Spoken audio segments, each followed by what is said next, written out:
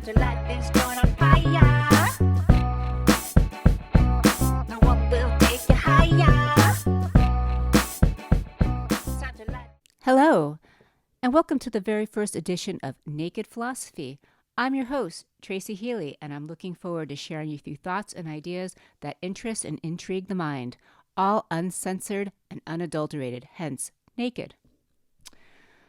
So, I've been talking to people a lot lately about what their definition of success is, what their definition of having materialism be a big part of their life. What does it mean? How do we quantify what it is? And does the acquisition of material possessions actually translate into happiness and satisfaction? I feel like the topic is very relevant because the global situation, there's a lot of people that have been losing their jobs, losing their homes or about to lose their homes, their businesses. These are the things that they equate their self-worth to. And it's been a real moment of reevaluation for a lot of people and an opportunity maybe to see if it really is that meaningful in their life and if they're following the path that they actually wanted to go down. So, it's a time for reflection, honestly. And I think that some people are taking the opportunity to do that and perhaps press the reset button on their lives. There's a wonderful passage that I found by one of my favorite contemporary philosophers. His name is Alan Watts. He is a prolific author and speaker, and he was one of the first to interpret Eastern wisdom for a Western audience. He had a nationally aired radio talk show, and he was very popular with the counterculture movement as a spiritual spokesperson.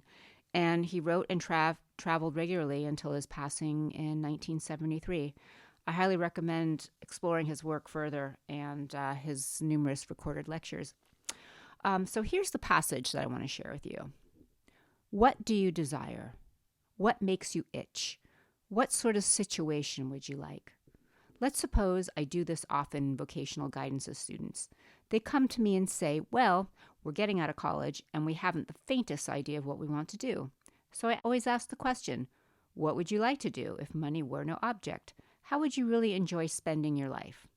Well, it's so amazing as a result of our kind of educational system. Crowds of students say, well, we'd like to be painters, we'd like to be poets, we'd like to be writers, but everybody knows you can't earn money that way.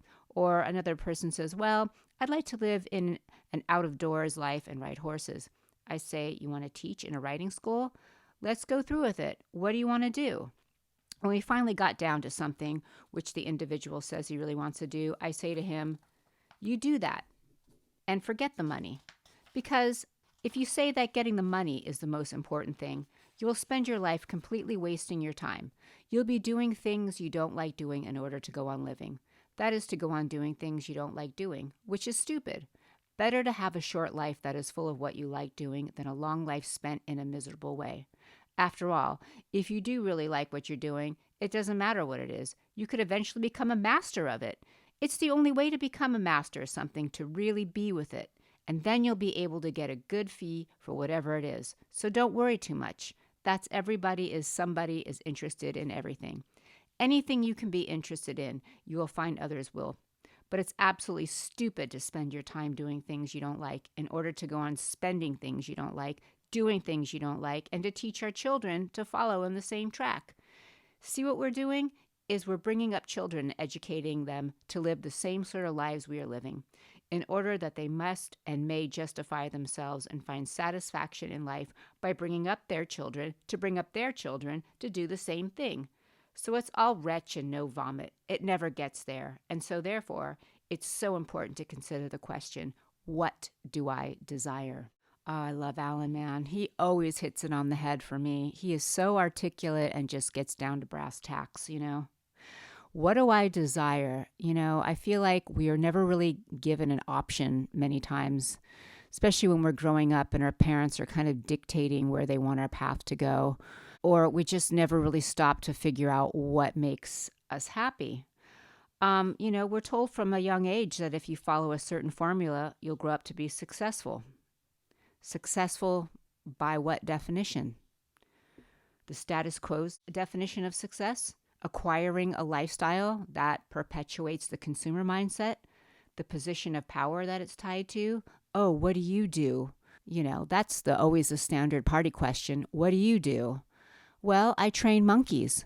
Or I scrub toilets. Well, all of a sudden you've got people staring at their watch having to catch a bus. But say, oh, I'm a CEO or make, 12 million figures a year. All of a sudden you've got someone's attention. So much of our identity is tied into what we do. And that's just crazy, because there's so much more to a person than just what they get up and do every day for money. So we really put status above all else for many times. The desire to have lots of money is usually to impress a lot of people you don't really care about and to feel respected. It seems like a situation where you could lose sight of what you authentically want to be doing and what really brings you a sense of fulfillment. I've had the fortune to travel extensively all over the world, and I've found that the American culture is a live to work paradigm on steroids. I found refreshingly that the European culture is a more work to live mentality. They love their long lunches. They love to have lively conversations that go on for hours and hours. They take naps. They have 6 weeks paid vacation. It's so much more human. It's so much more experiential rather than, materialistic.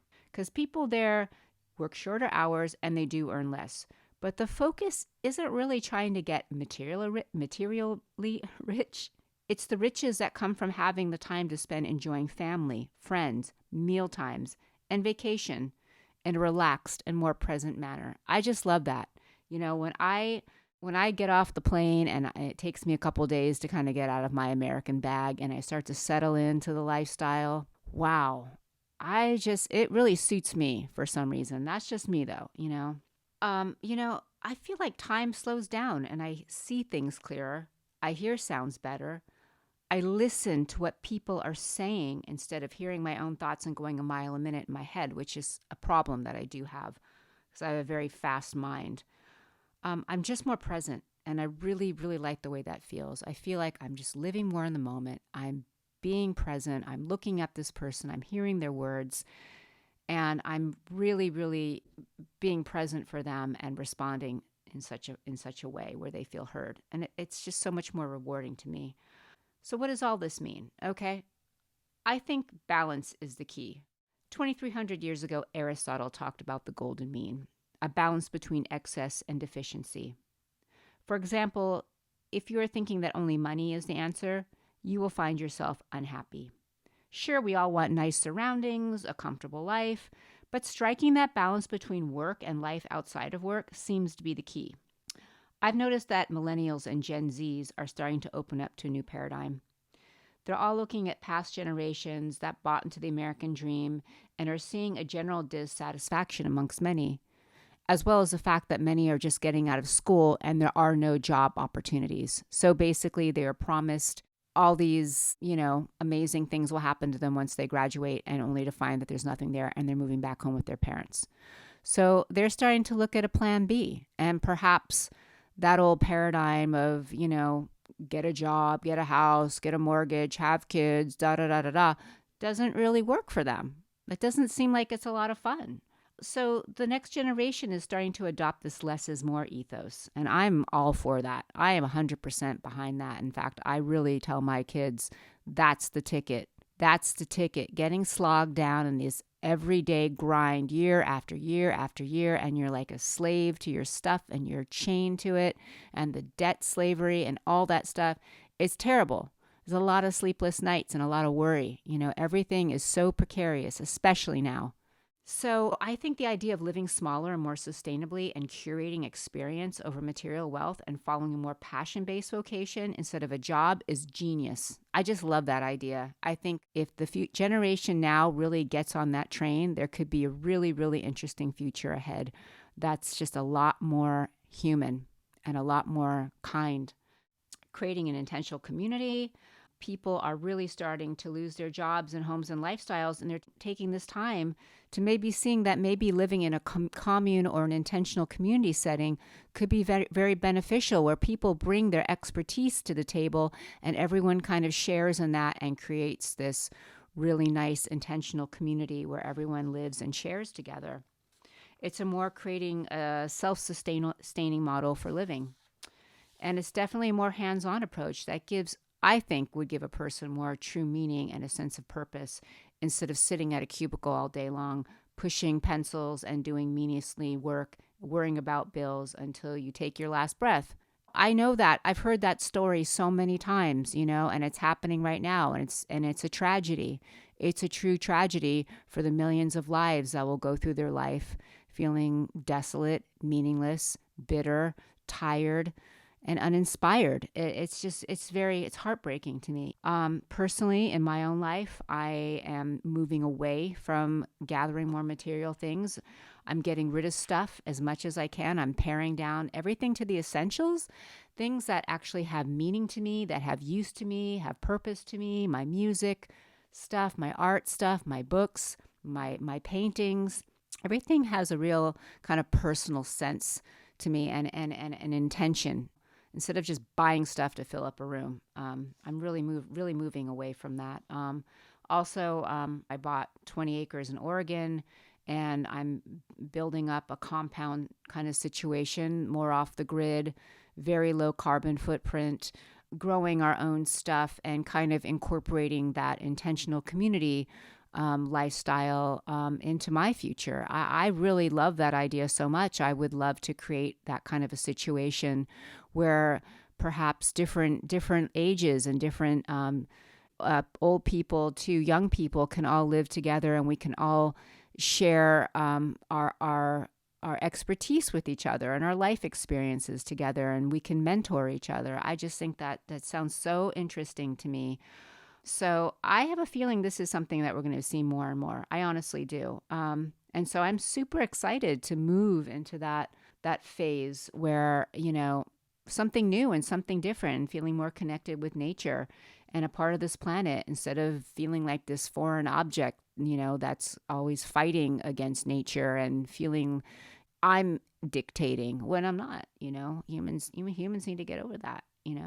I'm going to end this with another thought-provoking quote from Alan Watts. And he says, "We suck in messages from everything from the television to advertising and to marketing. These are hugely powerful forces that define what we do and how we view ourselves. When we're told that banking is a very respectable profession, a lot of us want to go into banking. When banking is no longer so respectable, we lose interest in banking. We are highly open to suggestion. So people are looking for ways of living whereby they don't live this fragmented, abstract work life that is completely cut off from the rest of their truly human associations.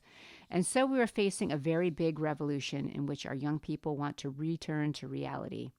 And even though what they do make very little money, it will at least have the satisfaction of being an actual relationship to the real world in which we live now.